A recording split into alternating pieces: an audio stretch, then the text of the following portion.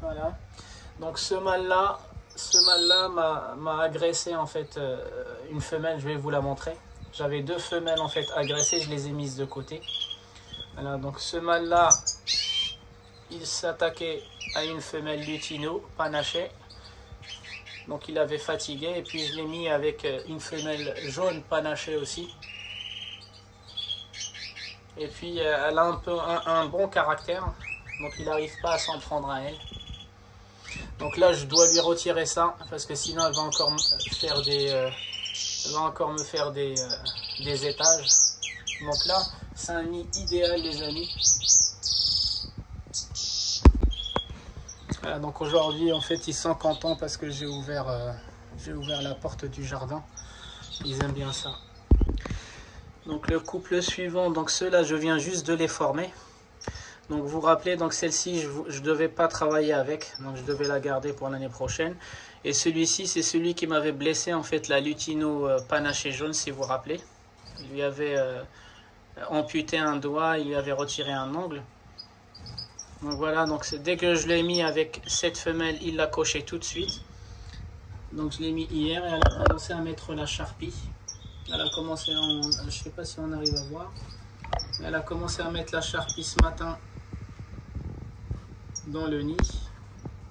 Voilà, on voit un tout petit peu de charpie qui dépasse. Donc je pense qu'elle va pas tarder à faire son nid à pondre.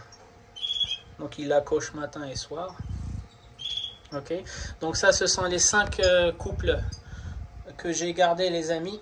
Donc j'avais préparé 8 couples si vous vous rappelez. Donc il y en avait un que j'avais déjà enlevé. Et puis là j'ai séparé 2 parce que les femelles ont été blessées. Donc les femelles blessées ce sont ces deux-là. Donc vous voyez la jaune. Maintenant elle pose un petit peu. Elle arrive à poser sa patte. Vous voyez. Donc ça, les 2 panachées. La blanche c'est celle qui a été blessée.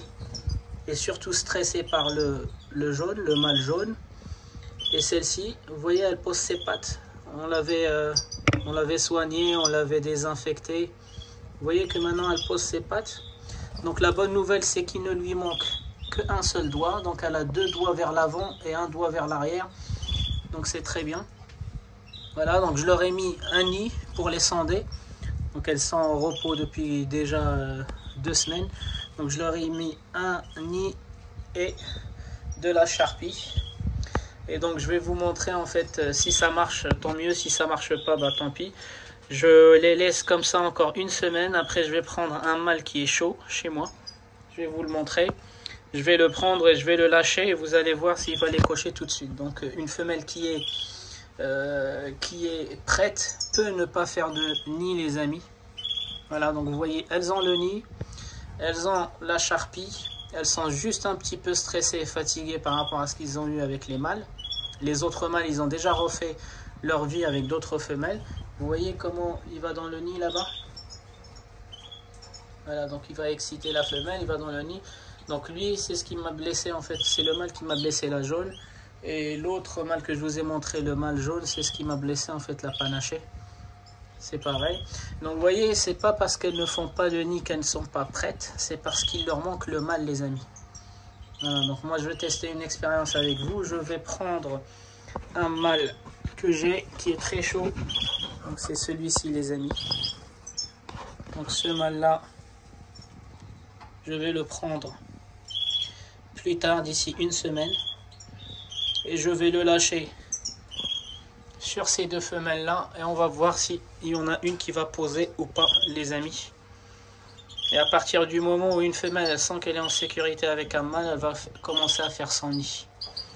Il y en a qui vont faire le nid sans mâle, mais voilà, il y en a aussi qui vont faire le nid une fois qu'elles ont le mâle avec lequel elles vont s'entendre.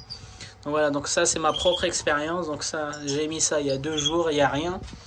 Et puis j'attends 1 semaine. Voilà, donc pinkies, brocoli.